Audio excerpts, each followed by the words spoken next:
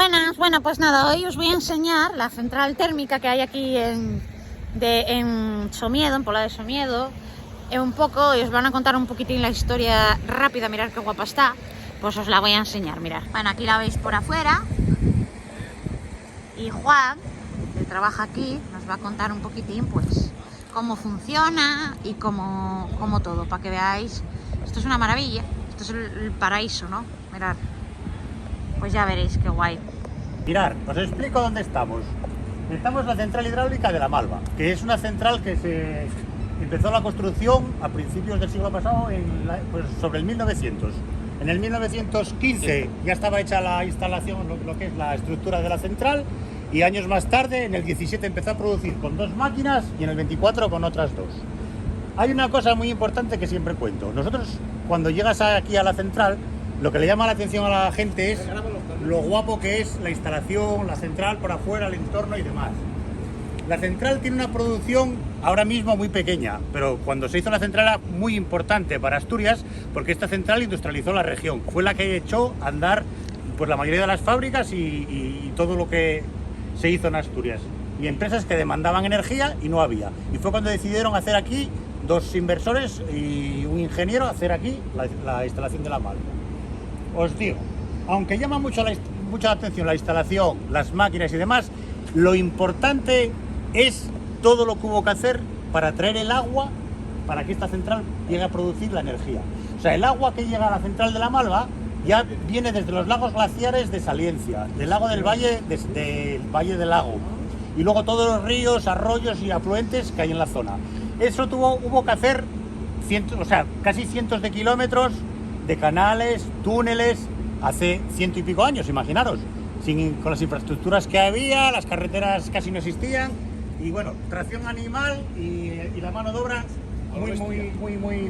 muy en precario prácticamente. Es más estrecha, se ve aquí, que la otra, es de fabricación alemana. Se fabricó en Düsseldorf, Alemania, y por problemas de entrega, por la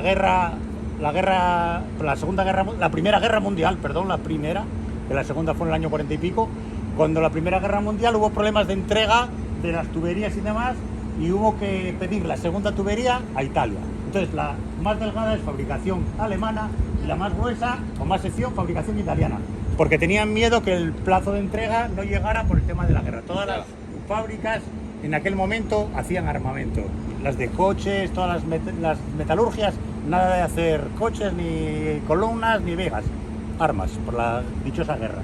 Entonces, veis una tubería que alimenta 2 máquinas. Eso que está hacia la derecha es la máquina 2, la del fondo, la máquina 3. Y luego por abajo va a la máquina 4 y a la máquina 5 en el fondo. Y dicen, ¿y esta por qué tiene un tapón? ¿La 1 dónde está? Bueno, pues se dieron cuenta que con la aportación de agua, que serían un máximo de 1800 litros por segundo, que nunca iba a estar mucho tiempo parado. La máquina iba a estar mucho tiempo parada. Con lo cual la inversión era brutal. O sea, una máquina en aquella época costaba muchísimo dinero, y hacer una inversión de otra máquina más para tenerla parada el 90% del año nunca se instaló. Se llevaba la carga que se dice aquí, o sea, toda la carga por el agua que había, con 4 máquinas. Hoy en día, con 3 máquinas podemos llevar ya la carga, la plena carga que se denomina, salvo que bajemos cámara o eso. La Malva tiene una peculiaridad, a ver, no es como cuando veis una presa gigante, es de aguas fluyentes, o sea, o turbinas el agua que te llega o la vertes al río. Entonces, económicamente perderías dinero. Entonces, ¿qué pasa? Que no tiene capacidad de regulación, que se denomina. Yo, si tuviera un embalse detrás de la central, puedo parar las máquinas, coger el nivel de agua detrás en el embalse y producir cuando a mí me interese o cuando el megavatio cueste el dinero que me interesa. Pero la Malva tienes que estar normalmente acoplada, porque si la paras, al no tener donde embalsar el agua, la verteríamos al río y es dinero que se pierde. Entonces normalmente la Malva está casi todo el año funcionando, salvo estos años que hay algo más de sequía, bajaron las aportaciones bastante. Entonces, al no haber agua, a lo mejor hay un rato que dicen, bueno, pues la paramos toda la noche, almacenamos un poco la capacidad que tenga, y si ven que sube el nivel, pues arranca. Dentro vais a entrar, cuando entremos dentro, aunque hay un poco de ruido, hoy solo tenemos una máquina acoplada por eso, porque bajó la aportación. Hay menos agua, estamos en verano, en invierno suelen estar las 4. Y os digo, vais a ver, estos son turbinas Pelton horizontales, vais a ver la máquina en la misma planta. Si fueran turbinas Francis estarían en 3 pisos. Estaría el piso. Bueno, estos son los alternadores. Aquí es donde se produce la luz. Abre yo rápido. Mirad, lo que pasa que con el ruido que hay, pues... Exactamente. Por ahí bajarías a León, a Torrestío. Y ahí eso está en 1708.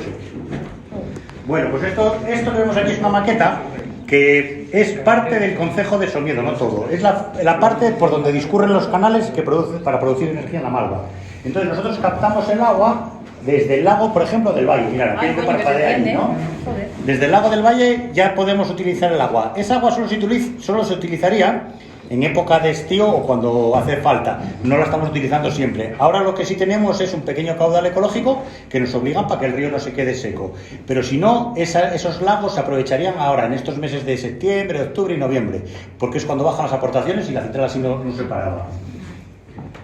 Lago del Valle, otro pequeño canal. Mira, un canal muy pequeñín, muy pocos litros, y veis que va parte de esta montaña que está a casi 2000 metros y va al lago. ¿Por qué eso? Pues mira, porque estoy almacenando el agua. Tú imaginas el valle. Entonces, de esta manera la estoy almacenando. Eso es como si fuera un almacén del agua. Entonces, estos 2 canalinos chiquitinos aportan agua al lago del Valle, como Melín la Graña. Otro muy importante, los que conocéis el valle, es un pequeño canal que llega donde está el camping de Leonardo y Gloria. Este pequeño canal, aunque parezca una cosa tan chiquitina, son 300 litros por segundo cuando baja toda el agua. Ahora no, ahora nos bajarán 80, 90 litros, no sé, pero en invierno son 300 litros por segundo cuando hay bastante agua. 300 litros por segundo de 1800 que lleva plena carga la central es un porcentaje muy importante. Pues si no hacen ese canal, el agua naturalmente iría al Coto de Buena Madre por otro valle y lo perderíamos. O sea, estábamos tirando 300 litros por segundo en esa época. Cuando, si sobra no pasa nada, porque ya vierte en el valle. O sea, yo si ya tengo los 1800 aquí y le meto otros 300, pues nada.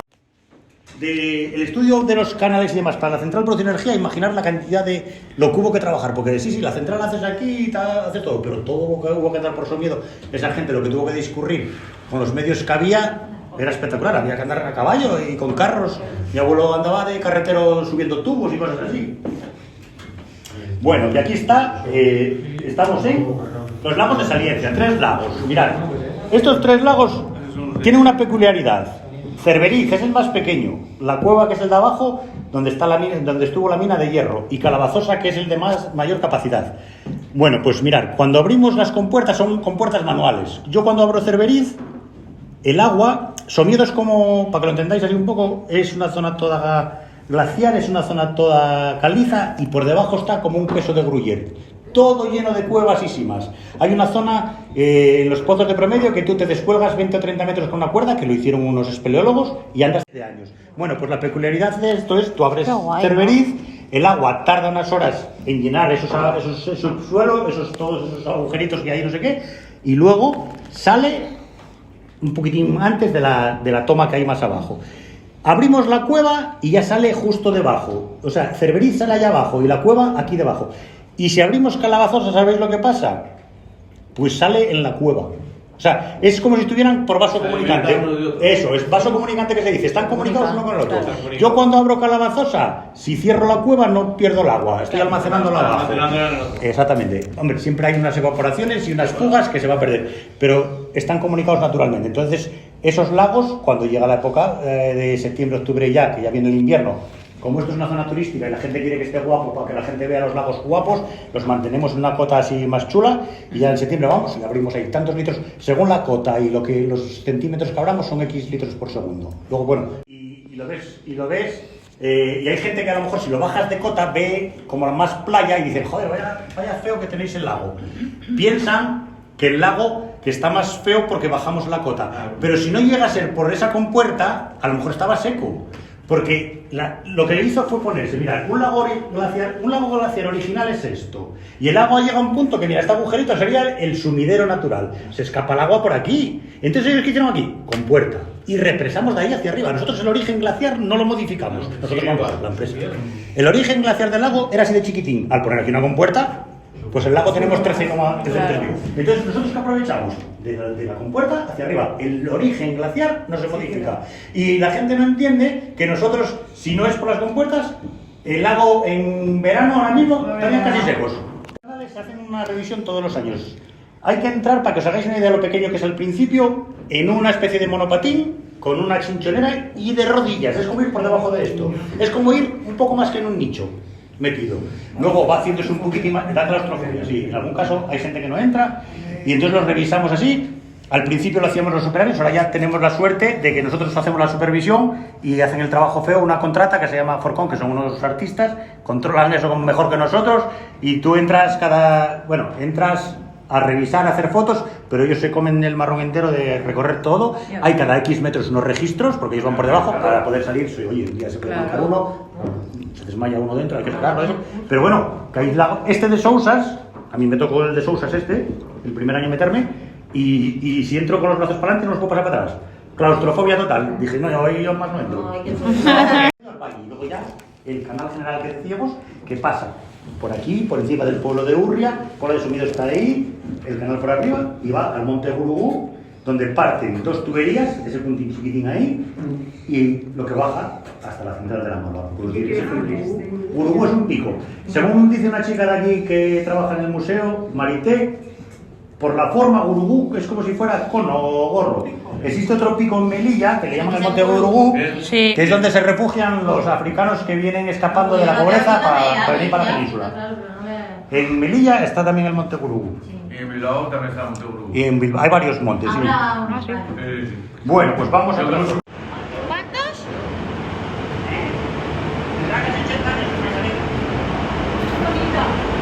Y tiene una peculiaridad muy curiosa. Esta maqueta, para que se vean las máquinas, el señor le puso un motor y desplaza una nave para ver las máquinas dentro. La escala.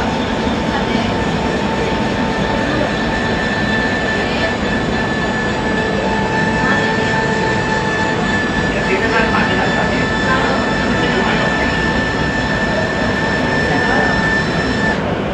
El pasado total. Bienvenidos al pasado, que decimos aquí. Cuando llega la gente aquí, es lo que les digo. A ver, esto se modificó un poco. En su origen, este bloque de máquinas que veis en el primer plano estaba puesto en un tabique que había aquí. Cuando se hizo el museo, o sea, lo del centenario, cada puerta que veis era un alcázar, pues aquí estaba el taller, luego había un almacén de cables, otro de materiales, otro de... Entonces se hizo un espacio de todo diáfano para el museo. La peculiaridad de estas máquinas, ¿cuál es? Que con un solo motor movías 4 máquinas. Porque hacen con aquel motor del fondo, aquella polea, se mueven todas las máquinas. Con ese sistema de polea. Era muy típico esto a principios del siglo pasado en muchas fábricas, en telares, en industria, además, había un tipo de... Sí, ahora es igual. Ahora mismo